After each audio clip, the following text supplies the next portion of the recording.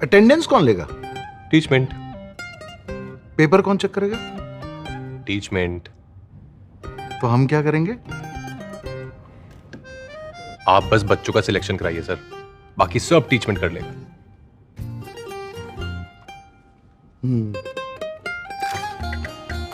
चाहे जैसी भी जरूरत हो, टीचमेंट पे टीचिंग आसान है। आज ही डाउनलोड करें टीचमेंट, इंडिया का नंबर 1 टीचिंग ऐप। नमस्कार दोस्तों, स्वागत है आपका अपने यूट्यूब चैनल एसएल टीच में। दोस्तों, जैसा कि आपको पता है कि आपकी वार्षिक परीक्षा चल रही है, तो आज के इस वीडियो में आपके लिए 11th class 11th subject Hindi का पूरे पेपर का सॉल्यूशन। आपको इसमें क्वेश्चन नंबर 1 से क्वेश्चन नंबर 28 तक जितने भी क्वेश्चन है सभी क्वेश्चंस का सॉल्यूशन मिलने वाला है। तो आप आज की इस वीडियो में अंत तक जरूर बनना है। और अगर आपने अभी तक इस वीडियो को लाइक नहीं किया तो लाइक भी कर दें और साथ में चैनल को सब्सक्राइब करने के बाद बेल आइकन दबाना ना भूलें, जिससे कि हम जब भी कोई न्यू वीडियो अपलोड करें तो उसका नोटिफिकेशन आप तक पहुँच जाए। और अगर आप इसका PDF डाउनलोड करना चाहते हैं तो गूगल पर सर्च कीजिए www.slt.in। वहाँ पर आपको इसका जो है PDF मिल जाएगा और साथ में डिस्क्रिप्शन में आपको लिंक भी मिल जाएगा। तो चलिए, इसके बाद जो है दोस्तों सबसे पहला क्वेश्चन आप देखेंगे यहाँ पर, जो कि आपका दिया हुआ है प्रश्न क्रमांक 1 के उत्तर आपसे सही विकल्प पूछे आज, जिसमें सबसे पहला का आंसर है 1। ठीक है, दूसरे का आंसर है दोस्तों नानाबाई गड़ैया वाले। तीसरा है दोस्तों गजगामिनी। इसके बाद जो नेक्स्ट क्वेश्चन आता है तो उसका आंसर है दोस्तों इंटरनेट। और 5वें का आंसर है दोस्तों बहुत दिनों में मिलना।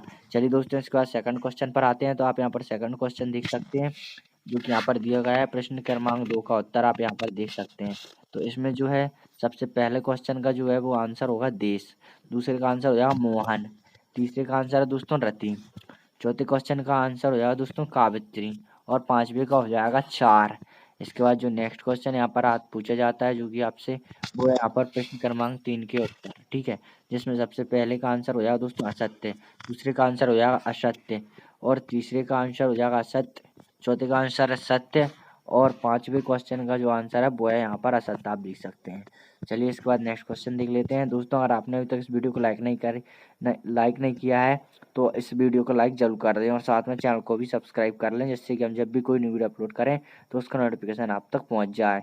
इसके बाद जो नेक्स्ट क्वेश्चन आता है वो है यहाँ पर प्रश्न क्रमांक 4 का। ठीक है, प्रश्न क्रमांक 4 का उत्तर यहाँ पर दिया हुआ है, जिसमें सबसे पहला है, आप देख सकते हैं। तो उसका आंसर है दोस्तों व्यंजना शब्द शक्ति। इसके बाद जो सेकंड क्वेश्चन आता है वो है दोस्तों समाज सेवी। तीसरा है दोस्तों विष का प्याला राणा जी ने भेजा था। इसके बाद जो 14 क्वेश्चन है उसका आंसर हो जाएगा संपादक। अब जो नेक्स्ट क्वेश्चन यहाँ पर आता है 5वां, उसका आंसर हो जाएगा दोस्तों अनुप्रास अलंकार। चलिए दोस्तों, इसके बाद नेक्स्ट क्वेश्चन देखते हैं। तो आप यहाँ पर देखेंगे 5वां क्वेश्चन है सही जोड़ी बनाइए, जिसमें पहला है महाकाव्य, जिसका आंसर क्या है दोस्तों रामचरितमानस। दूसरा क्वेश्चन है कबीर के पदों में रस प्रदान में रस, तो इसका आंसर है दोस्तों शांत रस। उसके बाद जो थर्ड आता है वो है कि आओ मिलकर बचाएं, तो इसका आंसर दोस्तों निर्मला पुतुल। उसके बाद चौथा आता है मासिक वेतन, तो इसका आंसर दोस्तों पूर्णमासी का चांद। 5वां है दोस्तों रूमाली, तो इसका आंसर है दोस्तों रोटी का एक रूप। चलिए दोस्तों, इसके बाद नेक्स्ट देखते हैं। तो आप यहाँ पर देखेंगे 6वां क्वेश्चन। तो 6वें क्वेश्चन देख सकते हैं। तो 6वें क्वेश्चन का आंसर कुछ इस प्रकार से दिया हुआ है, आप देख सकते हैं। 6वें का अथवा वाला यहाँ पर किया हुआ है कि जब मस्जिद के आड़े पड़े मटिया महल के गड़ैया मोहल्ले में थी मियाँ नसीरुद्दीन की दुकान। इसके बाद नेक्स्ट देखेंगे तो आपको जो 7वां क्वेश्चन मिल जाता है। तो 7वां क्वेश्चन आप देख सकते हैं। इसका आंसर होगा दोस्तों कि लोग कृष्ण के प्रति मीरा का अत्यधिक दाम्पत्य भाव धारण किए प्रेम दर्शन देखकर उसे बाबरी पागल कहते हैं। वे मानते हैं कि जिस प्रकार एक बहला होते हुए भी मीरा अपने पैरों में घुंघरू बांधकर सार्वजनिक रूप से कृष्ण को अपना पति मानती हुई चलती है। ठीक है, मानती हुई चलती है। इसके बाद वह स्पष्ट रूप से उसके पागलपन का प्रतीक है, अतः सभी लोग उन्हें कृष्ण की दीवानी पागल कहते हैं। इसके बाद नेक्स्ट क्वेश्चन देखेंगे। तो 8वां क्वेश्चन कुछ इस प्रकार से आप देख सकते हैं कि ऊंचे दरों और कठिन रास्तों के कारण इतिहास में स्फीति का वर्णन तुम रहा है। ठीक है, स्फीति का वर्णन रहा है। ठीक है, इसके बाद नेक्स्ट क्वेश्चन देखते हैं। तो नेक्स्ट क्वेश्चन आपको देखने को मिलता है यहाँ पर 9वां क्वेश्चन कि दरअसलों का साया जन कल्याण की संस्था व धूप कष्ट का प्रतीक है। इसके बाद नेक्स्ट देख सकते हैं कि आप अगला क्वेश्चन आता है कि यहाँ पर 10वां क्वेश्चन कि शास्त्रीय और चित्रपट संगीत में निम्न अंतर है। तो यहाँ पर आप देखेंगे कि शास्त्रीय संगीत में गंभीरता अपेक्षित होती है, यह इसका स्थायी भाव है। शास्त्रीय संगीत में गुण धर्म तेज लाभ है। ठीक है, इसके बाद जो है इसके बाद चित्रपट संगीत में आपको लिखना है कि चित्रपट संगीत में गंभीर अपेक्षित नहीं है। ठीक है, और नहीं होती। चित्रपट में आधे तलों का उपयोग होता है। ठीक है, इसके बाद नेक्स्ट करते हैं। तो आप देख सकते हैं यहाँ पर इसका नेक्स्ट क्वेश्चन। तो 11वें क्वेश्चन का आंसर है दोस्तों, आप देख सकते हैं यहाँ पर 11वें के अथवा का। ठीक है, कि वे शास्त्रीय संगीत से परिचित हैं परंतु फिर भी सुगम संगीत में गाती हैं। उच्चारण में शुद्धता व नाद का संगम तथा भावों में जो निर्मलता है वह अन्य गायिकाओं में नहीं है। यही कारण है कि लता के स्वर में निर्मलता है। इसके बाद 12वां क्वेश्चन आप देखते हैं। तो 12वां क्वेश्चन आप इस प्रकार देख सकते हैं। 12वें का उत्तर कि चरित्र कोश में चरित्र से संबंधित जानकारी प्रदान की जाती है। 13वां क्वेश्चन आप यहाँ पर देखेंगे। तो 13वां क्वेश्चन कुछ इस प्रकार से है कि मौखिक संचार का आशय बोलचाल के माध्यम से संदेश व्यक्त करना है। यह व्यक्तियों के बीच संचार का सामना करने के लिए आमने सामने है। इस टेलीफोन सार्वजनिक भाषण आदि के माध्यम से संचार शामिल है। इसके बाद जो नेक्स्ट क्वेश्चन आता है तो वो है यहाँ पर 15वां। आप देख सकते हैं किसी वाक्य के, मैं आपको पढ़कर बता देता हूँ, ये थोड़ा टेढ़ा है, कि किसी वाक्य के भाव को समझने के लिए प्रयुक्त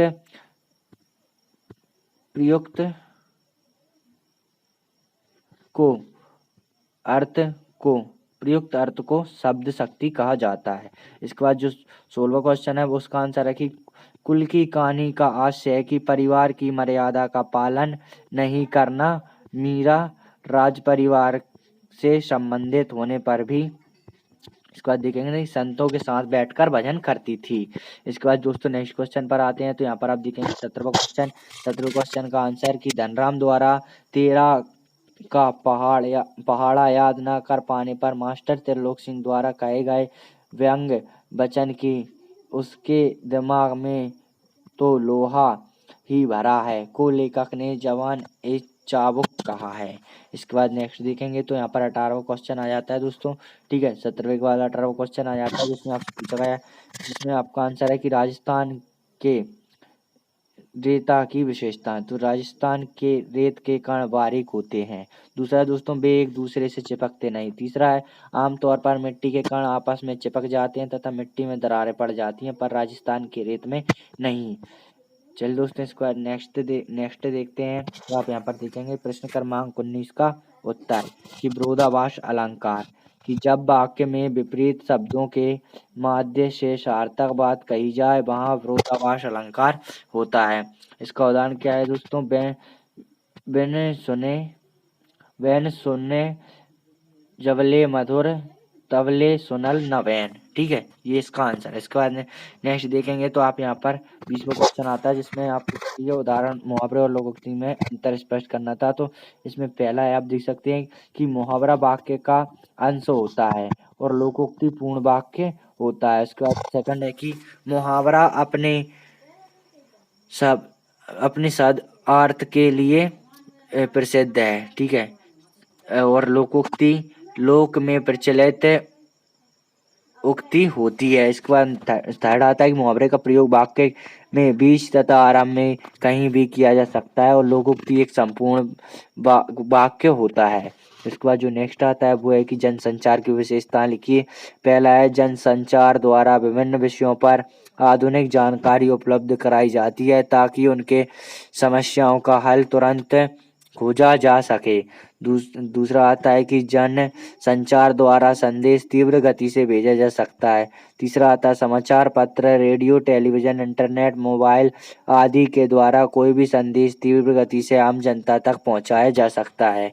इसके बाद चौथा आता है कि जन संचार के दो घटक हैं, ठीक है, आकाशवाणी और दूरदर्शन। और पांचवा इसके लिए मुद्रण माध्यम तथा इलेक्ट्रॉनिक माध्यम का उपयोग किया जाता है। चलिए दोस्तों, इसके बाद नेक्स्ट देखते हैं। तो यहाँ पर आप 22वें क्वेश्चन का आंसर देखेंगे, जिसमें मुंशी प्रेमचंद जी का जो है जीवन परिचय लिखना था, वो यहाँ पर लिखा हुआ है। आप देख सकते हैं उनकी रचना, परीक्षा, गोदान और वरदान। इसके बाद आप देखेंगे कि भाषा शैली, तो उनकी भाषा शैली सरस, शुद्ध, प्रभावमय है। दूसरा, प्रेमचंद की भाषा पात्रों के अनुकूल है। तीसरा, उनकी शैली वर्णनात्मक, सूत्रात्मक, भावात्मक, विवरणात्मक, व्यंग्यात्मक है। मुहावरे तथा कहावतों के प्रयोग से भाषा में चार चांद लग गए हैं। आपकी भाषा पारसी, अरबी, उर्दू, संस्कृत है।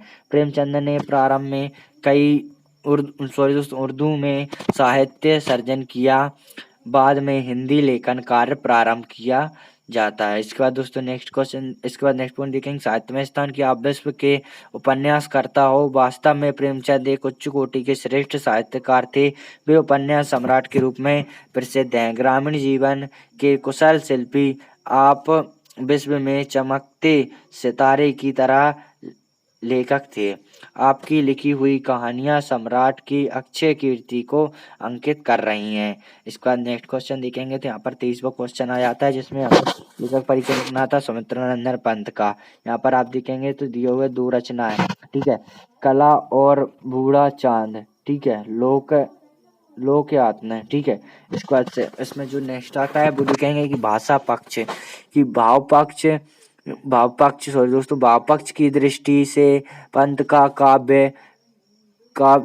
काफी जो है प्रतिभा का उत्तम प्रतिफल है, ठीक, कवि प्रतिभा का उत्तम फल है। इसके बाद नेक्स्ट है कि सुमित्रानंदन पंत ने प्रेम एवं सौंदर्य का मर्म स्पर्शी चित्रण किया है, प्रकृति का वर्णन किया है। पंत ने अपनी कविताओं में प्रेम एवं सौंदर्य, मनुष्य के प्रति लगाव को मानव प्रवृत्ति के अंतर्गत स्वीकारा है। इसके बाद नेक्स्ट आता है कि कला पक्ष, काव्यगत कला पक्ष। कवि पंत ने अपनी कविताओं में सुकोमल भावों के अनुरूप कोमल कांत, प्रांजल, मधुर नाद, संगीतमयी तथा चित्रात्मक शब्दावली का प्रयोग किया गया है। साहित्य में स्थान देखते हैं दोस्तों, साहित्य में स्थान है कि सुमित्रानंदन पंत हिंदी साहित्य में नक्षत्र के सदृश हैं। इन्होंने हिंदी साहित्य में अद्वितीय स्थान प्राप्त किया है। ये विश्व में सितारे के समान चमकते कवि हैं। आपका विश्व में उल्लेखनीय योगदान के साहित्य के बारे में है, ठीक है।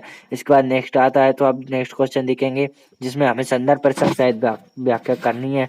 24वां क्वेश्चन यहाँ पर आता है, जिसमें आप देख सकते हैं कि सबसे पहले जो संदर्भ, तो प्रस्तुत गद्यांश हमारी पाठ्य पुस्तक आरोह की प्रतिनिधि कहानी गलता लोहा से अवतरित है। इसके लेखक शेखर जोशी हैं। तो यहाँ पर आप देखेंगे प्रसंग में है कि मोहन उनका प्रिय शिष्य था। त्रिलोक सिंह ने उसे मॉनिटर भी बना रखा था, वही स्कूल में प्रार्थना करता था। इसके बाद जो व्याख्या आती है वो आप यहाँ पर देखेंगे कि मोहन उनका प्रिय शिष्य था।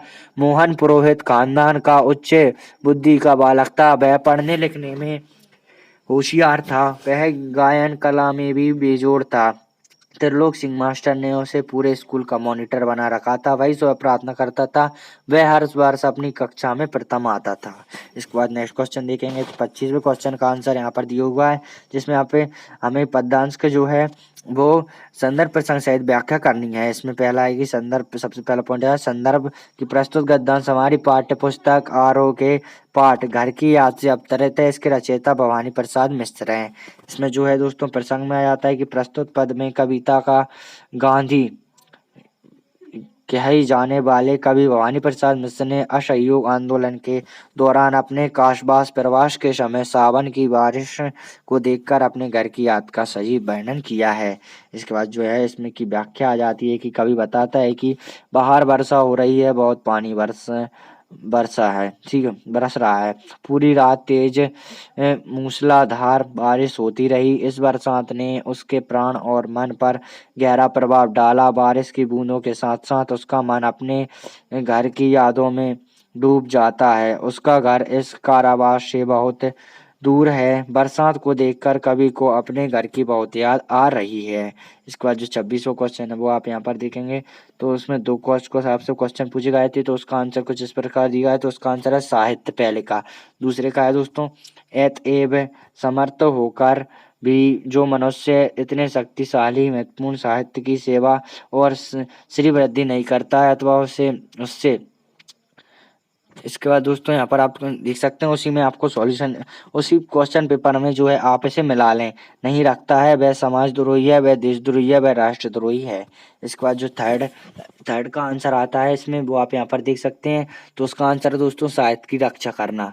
उसके बाद दोस्तों नेक्स्ट क्वेश्चन आ जाता है हमारा 27वां, ठीक है, जिसमें हमें एप्लीकेशन लिखनी थी। आप यहाँ पर एप्लीकेशन देख सकते हैं अथवा वाली, ठीक है। इसके बाद जो है दोस्तों नेक्स्ट देखेंगे, तो यहाँ पर जो है 28वें क्वेश्चन का आंसर जो है वो है विज्ञान और मानव, ये आपको लिखना था। तो ये पूरा निबंध है, आप इसे देख सकते हैं। अगर आपको इसका PDF डाउनलोड करना चाहते हैं तो गूगल पर सर्च करें www.slteach.in, वहाँ पर आपको इसका जो है ये PDF पूरा मिल जाएगा।